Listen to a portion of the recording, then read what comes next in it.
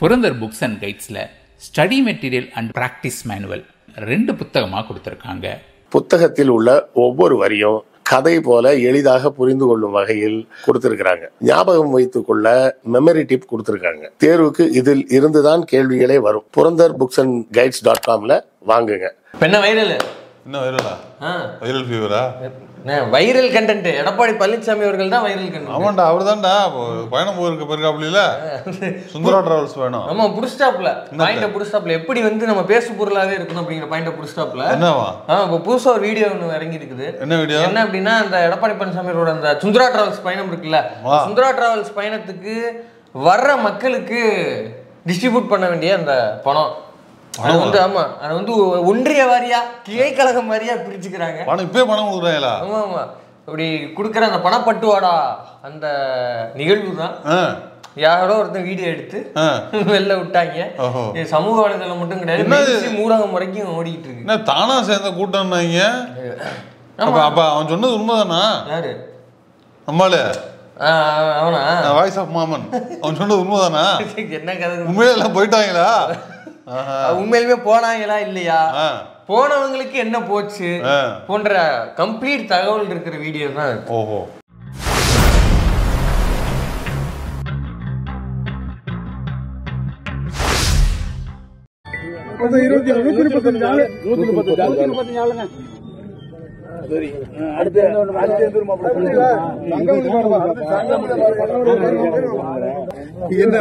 உனக்கு பாயிண்ட் சொல்லவா?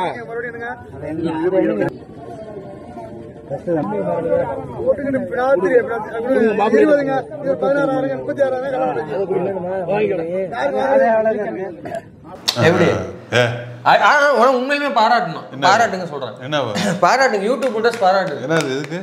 ஏன்னா மற்ற இடங்கள்ல எப்படி இருந்தாலும் பணத்தை பங்கிக்கிறப்ப அப்படி ஒரு கட்டுப்பாட்டோட, ஏன்னா அதிமுக ராணுவ கட்டுப்பாடுங்கிறது சும்மா இல்லைண்ணே, சும்மா கட்டுப்பாடா இருக்காது. இதுல ராணுவ கட்டுப்பாடுதாயா? பங்கிக்கும் போது கரெக்டா இருக்காங்க, மற்ற நேரத்துல எப்படியோ. ஏன்னா அந்த புயல்கரை மாநாட்டுல எல்லாம் என்ன பண்ணாங்கன்னு நமக்கு தெரியும். அப்படியே அண்டாவை கவுத்துட்டு போறது, குண்டான கவுத்துட்டு போறது, அந்த மாதிரிலாம் இருந்தாலும் கூட என்ன கஞ்சா வைக்கிற மாதிரி விற்கிறாங்க. அது ஒரு லைட்ல சரி பணப்பட்டுவாடான்னா சரி, ஏதாவது வீட்டில் உட்காந்து ஏதாவது ரூம்ல உட்காந்து பிரிக்க வேண்டியதானே, ஆஃபீஸில் இருக்குமே. இதெல்லாம் திருட்டுத்தனம் பண்ற மாதிரி கஞ்சா இல்லை, ஃபோன் லைட்டை வச்சு பிரிச்சுக்கிட்டு இருக்காங்க. திருட்டுத்தனம் தான் அது. உங்களோட கரண்ட் இருந்திருக்காரா? நான் என்ன நினைக்கிறேன், கரண்ட் எல்லாம் கரெக்டா தான் இருக்கும். வீட்டுக்குள்ள உட்காந்து பிரிச்சாங்கன்னா எவ்வளவு போட்டுக்கிட்டு அப்படியே வீட்டை சரௌண்ட் பண்ணுங்கடா அப்படின்னு சரௌண்ட் பண்ணி மாட்டிக்குவாங்க. இது என்னமோ பிளாக்ல சரக்கு வைக்கிற மாதிரியே இருக்குடா. அப்படியே இருக்கு. இல்ல எனக்கு தெரிஞ்சு நீங்க பணம் கொடுக்குறாங்களே, இந்த பயணத்துல ஒரு பெரிய ஆளு எதிர்கட்சி தலைவர் பயணம் வராரு, அதுல பயண செலவுகள்னு சிலது இருக்கும். இப்போ கூட 30 பேர் வருவாங்க, அவங்களுக்கு டீ காசு டிஃபன் செலவு இதுக்கு ஏதாவது பிரிச்சு கொடுக்குற மாதிரி. 10 லட்சம் ரூபாயா? 10 லட்ச ரூபான்னு வருது அதுல. ஆமா, 6 லட்சத்துல இருந்து 10 லட்சம் வரைக்கும் ஒன்றிய வரியா பிடிச்சிருக்காங்க. அதெல்லாம் ஒருத்தர் வந்து சொல்லுவாப்புல, என் பேர்ல 25,000 இருக்குது, 25 என் கிராமம் 25. அப்படியா? கேட்கல நீங்க? இல்லையா? ஏப்பா மறுக்காத போடுங்க. எனக்கு 25,000 நோட் எழுதி இருக்கு, எனக்கு அபிப்பிராயம் போடுங்க. நீங்க பாத்து ஓட்டு விடுங்க. எனக்கு 25. நான் கூட டீ செலவு டிஃபன் செலவு நினைச்சேன். 25,000 வந்து டீ செலவா? இல்லடா, கூட வர்றவங்களுக்கு உண்மையிலே காசு கொடுத்து கூட்டம் தானா? அவங்க தான் சொல்றாங்க, நம்மளா சொல்றோம். நம்ம சொன்னா நீங்க பாருங்க, அவங்க வந்து திமுக கூட்டணி ஆதரிக்கிறாங்க சொல்றாங்க, பங்கிக்கிறவங்களே சொல்றாங்க, நம்மளா சொல்றோம். அப்ப நீங்க யோசிச்சு பாருங்க, இப்ப ஒரு தலைக்கட்டுக்கு 300 ரூபா, ஒரு தலைக்கட்டுக்கு 300 ரூபா மேனிக்கு, சும்மா சொல்றேன் நான். 300 ரூபான்னா 25,000 எவ்வளவு பேருக்கு கூப்பிடலாம்? ஒரு 80 பேர் கொடுக்கலாம். 80 பேர் தோராயமா. அப்படி இப்படி எனக்கு தெரியாது, நீங்க மூத்தவர் கரெக்டா சொல்லலாம். 24 அப்படியா? சரி, ஏதோ சொல்றாப்ல. ஓகே, 80 பேர். அப்ப இவர் ஒரு ஆள் 80 பேர் சொல்லி கூட்டு வந்திருக்காப்லன்னா, அப்ப 6 லட்சத்துக்கு எத்தனை பேர் கூட்டு வந்திருப்பான்? 10 லட்சம் வாங்குறவங்க எத்தனை பேர்? இது ஒரு மண்டலத்துக்கு, ஒரு ஒன்றியத்துக்கு. அப்ப எல்லா ஒன்றியத்திலும் இப்படிதானே இருக்கும். அப்ப அந்த பழனிசாமி அவர்கள் பேசும்போது முன்னாடி இருக்கிற அந்த குட்டி உண்டு கிரௌட் இருக்குல்ல, அதுவே நீ இவ்வளவு கோலப்படாது, இதெல்லாம் நீ ஆச்சரியப்பட தேவையில்ல. அவரு சிஎம் ஆனதே 3 கோடி ரூபாய் கொடுத்துல. என்ன சொல்றீங்க? ஒரு எம்எல்ஏவுக்கு 3 கோடி ரூபாய் கொடுத்துதான் அவர் சிஎம் ஆனாரு அப்படின்னு நான் சொல்லலங்க. அப்படி நான் சொல்லல, சவுக்கு சங்க சொல்லி இருக்கிறான். உங்க ஓன் புரோக்கர் அவன் சொல்லி, அவன் தான் இப்படி உட்காந்துக்கிட்டு மாலதி. அது எப்படின்னா 3 கோடி சசிகலாமா கூப்பிட்டு கேட்டாங்க ஒரு எம்எல்ஏக்கு 3 கோடி எப்படின்னா அப்ப யாரு வந்து முடியாதுன்ட்டாரு. அவரே வேற ஒரு 10 மினிட்ஸ் வெயிட் பண்ணுங்கம்மா எல்லா ட்வீட்லயும் செட்டில் ஆச்சுலையோ அப்படின்னு ஒரு சிரிப்பு வர போட்டான். அப்ப ஒரு எம்எல்ஏக்கு 3 கோடி கொடுக்குறவரு ஒரு தலைக்கட்டுக்கு 300 ரூபா கொடுக்க மாட்டாங்க. ஒரு ஒரு மினிஸ்ட்ரிக்கெல்லாம் என்ன ரேஞ்சில் இருக்கும் அப்படிப்பட்ட ஒரு 300 ரூபா ஒரு மேட்ரா 300 கோடி கொடுத்து 300 கோடி 500 கோடி கொடுத்து சிஎம் ஆனவர்றாரு. ஆஃப்டர் ஆல் 300 ரூபா அங்க அதான் அங்க கொடுத்த காசை இங்க கொடுக்குறது மக்களுக்குன்னா 300 ரூபா எம்எல்ஏ எம்பிக்குன்னா 300 கோடி 3 கோடி பெரிய ஆளு. ஆனா கரெக்டா இருக்காங்க பாரு. என்னது இதெல்லாம் சொல்றேன். ஆனா நான் வந்து ஓட்டுக்கு வந்து தேர்தல் சமயத்துல பணம் கொடுக்கறத கேள்விப்பட்டிருக்கேன் பார்த்துருக்கிறேன். இல்ல கேள்விப்பட்டிருக்கிறேன் பார்த்துருக்கிறேன். அதுல ஒரு லாஜிக் இருக்கு. பார்த்துருக்கியா? ஆமாண்ணா இந்த டிவி எல்லாம் போட்டு காட்டுவாங்க. இங்க பாரு இந்த இடத்துல இவர் கொடுத்தாரு இந்த இடத்துல அவர் கொடுத்தாரு அந்த மாதிரி பார்த்துருக்கணும். நம்ம இது இந்த நடைப்பயணமே சாரி இது என்ன பயணம்? இது பஸ் பயணமா? டோரா பயணம். டோராவின் பயணங்களே மக்களை சந்திக்கிறதுக்கு தான் நீங்க போறீங்க. அந்த கூட்டத்துக்கே நீங்க காசு கொடுத்தா வந்து ஆளை கூட்டம் சாதாரண ஒரு கூட்டம் மக்களை சந்திக்க போறதுதான். இல்ல நான் சிம்பிளா கேக்குறேன். ஓரணியில் தமிழ்நாடு அப்படின்னு திமுக அனௌன்ஸ் பண்ணியிருக்கிறது நேரடியா நீங்க வீட்டுக்கே போங்க வீட்டுக்கே மக்களை சந்திங்க. இது அவங்கள கன்வின்ஸ் பண்றது தானே.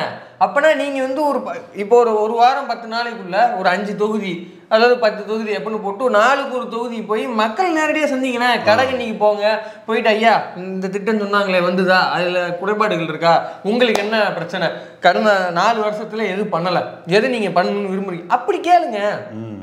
ஏன் மக்களை சந்திக்கல உங்களுக்கு என்ன அப்படி பிரச்சனை? மக்கள்கிட்டே வர மாட்டேங்கிறீங்க. ஒரு கிரௌடு செட்டப் நீங்க யாருக்கு ப்ரூவ் பண்ணணும்னு நினைக்கிறீங்க? எனக்கு புரியவே இல்லை. ஏன்னா இது மக்களை சந்திக்கிற பயணம்னா மக்களை போய் சந்திக்கணும்ல. அப்போ உங்களை நம்பி ஒரு கிரௌட் இருக்கு நீங்க யாருக்கோ ப்ரூவ் பண்ண விரும்புறீங்க. அதனாலதான் வந்து தலைக்கு 300 ரூபா தலைக்கு 200 சொல்லி கூட்டிட்டு இருக்கீங்க. இல்ல இப்படி பணம் கொடுத்த கூட்டமே ஒரு மீட்டிங்க்கு 30-40 பேர் தான் நிக்கிறாங்க. பேச பேச போய்கிட்டே இருப்பாங்க. ஆமா 300 ரூபா கொடுத்தா ஓவரு கொடுத்த காசு எவ்வளவு நிக்க முடியும்? ஓடாம நிப்பாங்களா 1.5 மணி நேரம் 300 ரூபா 3 நாள் வேலையிலேயே ஹாஃப் டேக்கு வந்து 300 ரூபா வருது 250 ரூபா வருது. ஆமா 220 ரூபா வரும். நீ 300 ரூபா கொடுத்துட்டு 3 நாள் நிக்கணுமா? அதெல்லாம் நிக்க முடியாது. அவ்வளவுதான் அவங்களுக்கு போர் அடிச்சுன்னா கிளம்பிடுவாங்கப்பா. அதுவும் இல்லாம கூப்பிட்டு வச்சுன்னா சும்மா காசு கொடுத்தா உட்கார முடியாதுப்பா. ஒரு சுவாரஸ்யம் இருக்கணும். இதான் பேசணும் எங்கேயும் வச்சுக்கணும் என்டர்டெயின் பண்ணணும். சும்மா கூப்பிட்டு வச்சுக்கிட்டு நீ ஏதாவது பேசுவ வாடா ஸ்டாலினை வந்து நீ திட்டுவ ஒருமையில திட்டுவ கம்யூனிஸ்ட் கட்சி தோழர்கள் ஒருமையில தலைவர் திரும்ப ஒருமையில திட்டுவ இதெல்லாம் பாத்துட்டு உட்காந்துருப்பாங்களா? அது time over time is over. எனக்கு டியூட்டி கிடக்கு நாடகம் பார்க்க போகணும். போர் அடிக்குதுங்க. நான் பாக்கியலட்சுமி பார்க்க போனுங்க. நானு எனக்கு டைம் ஆச்சுன்னு கிளம்பி போயிடுவாங்க அவங்க. காசு கொடுத்து கூட்டினா எவன் உன்னை மதிப்பான்? மக்களே சொல்றேன் மக்கள் இருக்கட்டும் அவங்களுக்கு இருக்கட்டும். இப்போ இந்த மாதிரி காசு கொடுத்துவாங்க அங்க நீங்க வாங்க அம்மா வாங்கம்மா அம்மா கூட்டத்துக்கு வாங்கம்மான்னு கூப்பிட்டா எவன் உன்னை மதிப்பான்? இல்ல கூப்பிட்டுட்டு தலைவர்கள் திட்டுறது மட்டும் கிடையாது. ஒரு தடவை நம்ம இல்ல செல்லூர் ராஜ் வந்து நின்ன மக்கள் எல்லாம் போடின்னு சொல்லி போடுறா சொன்னாருங்க. இல்ல அதெல்லாம் சொல்ல மாட்டார். அந்த மாதிரி வருஷம் கிடையாது அவரு. சொன்னாருங்க is not a harmless person. Is not a harm பர்சனா? ஹார்ம் பர்சன் கிடையாது. Harmless person. ஹார்ம்லெஸ் பர்சன்றாரு. ஆனா அவரு ஒருமையில திட்டினாருல நீங்க வேற.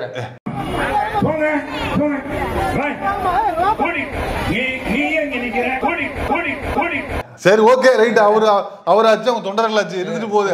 அந்த மாதிரி என்ன சொல்ல வரேன் இந்த மாதிரி வாங்கம்மான்னா நீ வந்து கூப்பிட்டு நிக்க வச்சுன்னா உன்னை யாரு மதிப்பா? இப்படி நீ கூப்பிட்டு போயினாதான் சொல்லிடுறது. அதே என்ன யாரு என்னவா என்ன கசகசங்கிறாங்க? என்ன இந்த நேரத்துல சாமி போட வந்துருக்குது உருத காசுக்கு ரொம்ப நேரம் பேசிட்டு இருக்காரு அப்படின்னு தான் கேட்பாங்க. அது மாதிரிதான் ஒருத்தர் நின்னாரு. அது காட்சி போடுங்க.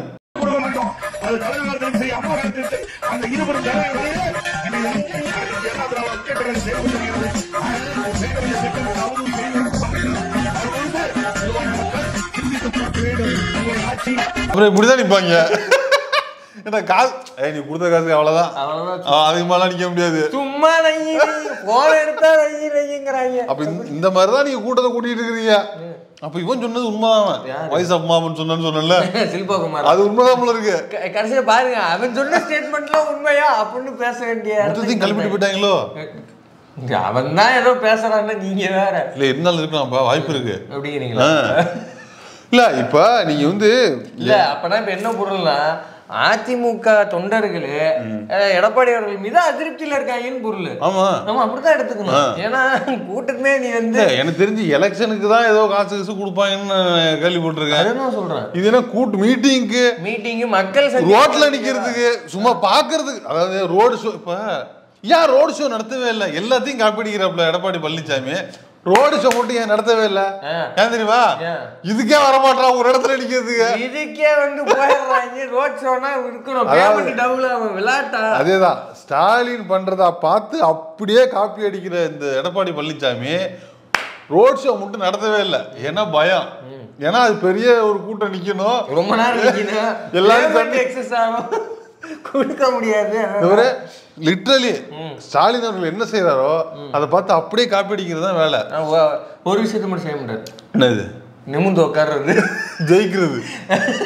ஜெயிக்கிறது சேர்ல இப்படி உட்கார்றது, நிமிந்து பார்த்து இப்படி பேசுறது, இதெல்லாம் செய்ய முடியாது. ஆனா நேத்தி பாரு, நேத்தி என்னன்னா நேத்தி ஒரு புதுக்கோட்டையில வந்து விஜயபாஸ்கர் வந்து ஒரு ஏதோ ஒரு பிரஸ் மீட் மாதிரி அரேஞ்ச் பண்றாப்புல. உருட்டல்களும் மிரட்டல்கள் ஏதோ ஒண்ணு அரேஞ்ச். நீங்க வேற அந்த வந்து ஒரு பேனர் ஒன்று அடிச்சு வச்சிருக்கான், விவகாரமா அடிச்சு வச்சிருக்கான். என்னது? ஊரே காரி துப்பிக்கிட்டு இருக்குது. அதை பத்தி பேசணும் விடுங்க, அது வேண்டாம். எப்பா அந்த போட்டோ போ இதெல்லாம் போடாதப்பா. ஃபுல் ஸ்கிரீன்ல வச்சிட்டீங்களா?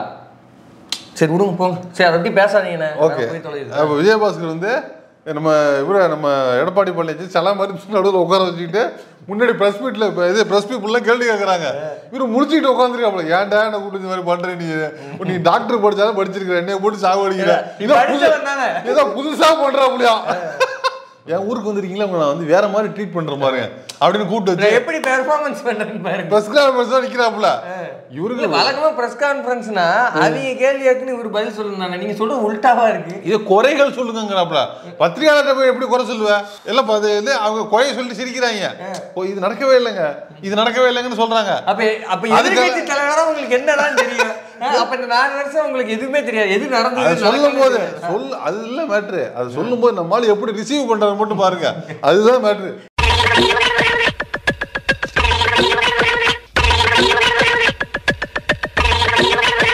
என்ன சொல்றாங்க இவங்க? இல்ல ஆனா எங்கால வந்து கொஞ்சம் இன்னசென்ட்டா இருக்காருங்கறனால எதுவுமே பேசறடா. ஆளாளு கூட்டி போய் வச்சு ஃபன் பண்றீங்க பத்தி ஏதோ சொல்லிட்டே இருக்காங்க. இந்த ஆளு என்ன பண்றதுன்னு தெரியல. இவங்க வேற கூட்டு வச்சு யாராலையும் பண்ணுங்கடே நலுக்கு வைக்கிற மாதிரி கூப்பிட்டு நடுவில் உட்கார வச்சுட்டு ஏன்டா உத்தரா வாங்குறீங்க? இவன் வேற ஓவரா பெர்ஃபார்மன்ஸ் பண்றான். அதனால இன்னொன்னு பண்ணாப்ல, இவர நல்ல சேர்ல இப்படி உட்காந்துட்டு இப்படி கையில வச்சு உட்காந்துட்டாப்ல. சுத்தி குழந்தைங்க, சின்ன பிள்ளைங்க, கொஞ்சம் ஒரு 20-25 வயசு இருக்கவங்களெல்லாம் விட்டு பாட விடுறாப்புல.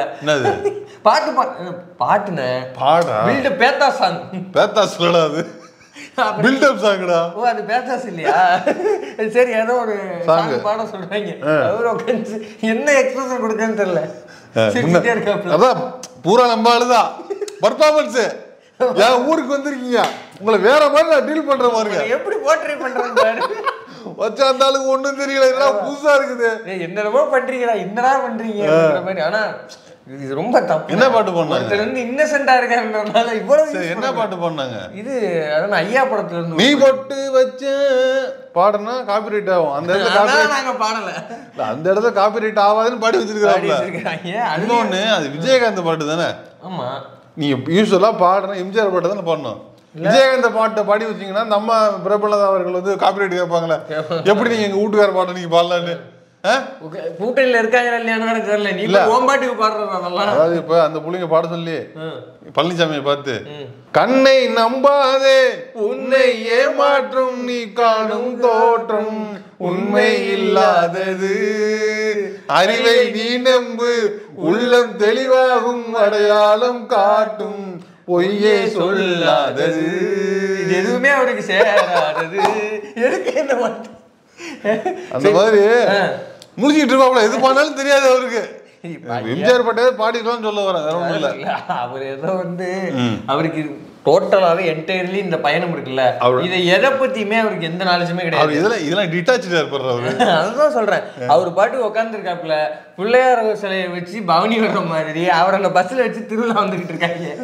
அவருக்கு 4 ஏப்போ சீட்டை கொடுக்குறாங்க, எதை பேசணும் எதை பேசக்கூடாதுன்னு தெரியல. அவர் பாட்டு கையில கொடுக்கறதெல்லாம் எடுத்து பேசிட்டு இருக்காப்புல. ஒண்ணும் இல்ல, போன வாரம் என்ன சொன்னாரு, அறநிலையத்துறை காசெல்லாம் எடுத்து பாருங்க, படிக்கிறதுக்கு கல்லூரி கட்டுறாங்க அப்படின்னாரு. இந்த வாரம் என்ன சொல்றாரு, அறநிலையத்துறை இடங்கள்ல வந்து ரெண்டும் ஒண்ணுதானுங்க.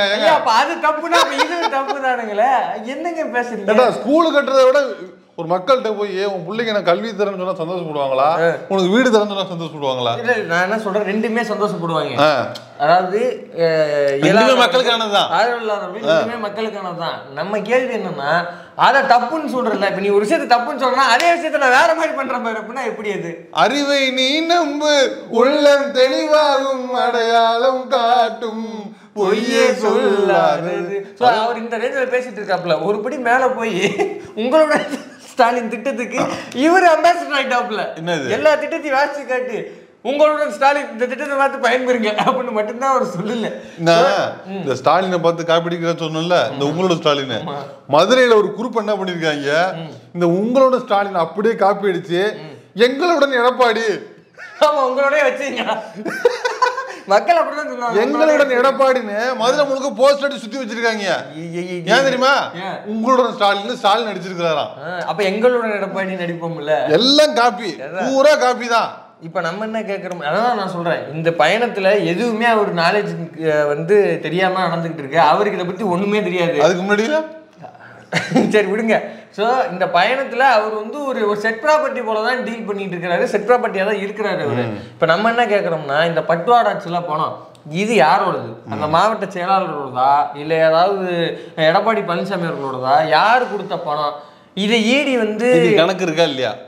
இது எந்த கணக்குல வருது? இது ஐடி கீழே வருமா, இடி கீழே வருமா, சிபிஐ, இடி, அப்புறம் வேற என்னென்னலாம் இருக்கோ எல்லா விசாரணை முகமைகளும், ஐடி எல்லாமே. சரி, நான் என்ன கேட்குறேன், இப்போ இதே டிஎம்கே இந்த மாதிரி ஒரு பணப்பட்டுவோட நினைச்சிருந்தா இந்த இவெல்லாம் என்ன பண்ணிருப்பாங்க? நல்ல சில்லறெல்லாம், இந்த வாய்ஸ் ஆஃப் மொமெண்ட்ஸ், அப்புறம் இந்த மீடியாக்கள் என்ன பண்ணிருப்பாங்க? இல்ல, இந்த மீடியா என்ன பண்ணிருப்பாங்க பாருங்க, இந்த பாருங்க இந்த மாதிரி அட்டூழியம் பண்றாங்க, 75 வருஷமா இப்படிதான் பண்ணிட்டு இருக்கு திராவிட கட்சிகள், 30 வருஷமா இந்த திமுக இப்படிதான் ஜெயிச்சுட்டு இருக்குது, ரவுடிசம் வந்து பணம் கொடுத்து இப்படிதான் பண்றாங்க, இப்படிலாம் பேசிருப்பாங்க. இல்ல இப்ப வாயவே இந்த கண்ணு முன்னாடி பணம் வருது, வீடியோ எப்படி வைரல் ஆகுது, எவனாவது ஒருத்தன் பேசுறானா? ஒரு சேனல்ல ஒரு பேட்டி, ஒரு கண்டனம், அதை பத்தின ஒரு டாக்குமெண்ட்ரி எதுவுமே கிடையாது. இதே மாதிரி முன்னாடி நயினார் நாகேந்திரன் 4 கோடி ரூபாய் கேஸ்ல மாட்டுறாப்ல, கேஸ் ஃபைல் ஆயிருக்கு, கேஸ் அதெல்லாம் இல்ல, பிரேமபசி இல்லாம எப்படி கேஸ் ஃபைல் பண்ணுவாங்க? கேஸ் போயிட்டு இருக்குது. அதை பத்தி எவனா பேசுனானா? அதுக்கு வந்து இப்ப கால் ரெக்கார்டு அந்த சிடிஆர் காப்பியை எடுத்துட்டாங்க. அது தெளிவா இருக்குது. நயினார் நாகேந்திரன் பேசியிருக்கிறாரு, அந்த பணம் கொண்டு போற பையன் பேசியிருக்காரு, எல்லா கால் ரெக்கார்டும் தெளிவா. கேஸ் அதுக்கப்புறமா முகாந்திரம் இல்லாம கேஸ் ஃபைல் பண்ண மாட்டாங்க. அப்ப சம்பந்தப்பட்டிருக்காருல்ல இல்லையா? ஆமா, அதை பத்தி எவனுமே பேச மாட்டேங்கிறாங்களே மீடியால. கூட்டணி இது வந்து பாஜக கூட்டணி இல்ல, பணப்பட்டுவாடா கூட்டணி இல்ல. ஏடிஎம்கே மாட்டி இருக்குது, முன்னாடி பிஜேபி மாட்டி இருக்குதுல. இது பணப்பட்டுவாடா பேசாம நீங்க இதே டிஎம்கே அப்படி என்ன பண்ணிருப்பீங்க? தலையில நின்று மொத்த மீடியாவும் சேர்ந்து பாருங்கள் டிஎம்கே காசு கட்டி விட்டு. இப்ப இதுதான் சொன்னார் ஸ்டாலின் சொன்னார்ல, ஊடக சொகுசு. சொல்லிட்டியா? சொல்லிட்டேன். ஊடக சொகுசுன்னா இதுதான். டிஎம்கேக்குன்னா ஒரு ஸ்டாண்ட் எடுக்கிறது, நரேட்டிவ் எடுக்கிறது, ஏடிஎம்கே பிஜேபி பார்ப்பனியத்துக்குன்னா ஒரு ஸ்டாண்டர்ட் நரேட்டிவ் எடுக்கிறது. இதுதான் காலங்காலமா நடந்துட்டு இருக்குது. நம்ம கேள்வி ரொம்ப சிம்பிள். இடி, ஐடி, லொட்டு லூசுக்கு இதெல்லாம் இப்ப இந்த பணப்பட்டுவாடா குறித்து விசாரணை நடத்துமா? எடப்பாடி அவர்கள் போய் வந்து அவர் மாட்டுவாரா, அவர் புள்ள மாட்டுவாரா, மருமக மாட்டுவாரான்னு உட்காந்து நரேட்டிவ் கட்டுவாங்களா? இவங்க கட்ட மாட்டாங்க. ஏன்னா இதுல பாதி அங்கதான் போவோம். நம்ம இதுல பாதி அங்கதானே போவோம். சகோதரருக்கு மேல வந்து ஈடி இருக்கு, அவ்வளவுதான். நேருவை தூக்கிடுவாங்க, அதுக்கப்புறம் உதயநிதியை தூக்கிடுவாங்க, ஸ்டாலினை தூக்கிடுவாங்க. அந்த கேஸ் என்னாச்சு? அது நீதிமன்றம் என்ன தீர்ப்பு கொடுத்துருக்கு? அவங்க வந்து கூப்பிட்டு மூக்குல குத்தி இருக்குது ஆகாஷ் பாஸ்கரன் வழக்குல. ஆகாஷ் பாஸ்கரன் வழக்குல அது இன்னும் ஒருபடி மேல. எதுக்கு எப்படி நீ அவனை எப்படி அவர் மேல கேஸ் போட்டேன்னு நீ எதுவும் செய்யாத நான் சொன்னதுக்கு அப்புறமா அவருக்கு திரும்பி நோட்டீஸ் அனுப்புறேன்னா ஆகாஷ் பாஸ்கரன் அவர்கள் விருப்பப்பட்டா கேஸ் போடலாம் அப்படின்னு சவுக்கு மூக்குல ஒரு குத்து கூட்டிருக்கு. பூரா பயிலும் நீங்க சொன்னாப்ல என்னென்ன நெரேட்டிவ் எடுத்து பேசுறானுங்க, இந்த விஷயத்துக்கு எதுவுமே பேச மாட்டாங்க. அகிலேஷ் யாதவ் ஒரு போன 10 நாளைக்கு முன்னாடி ஒரு பேட்டி கொடுத்தாப்ல. அதாவது இந்த மோடி வந்ததுக்கு அப்புறமா இந்த வருஷத்துல வந்து 1880 கோடி ரூபாய் மீடியாவுக்கு மட்டும் செலவு பண்ணிருக்கு.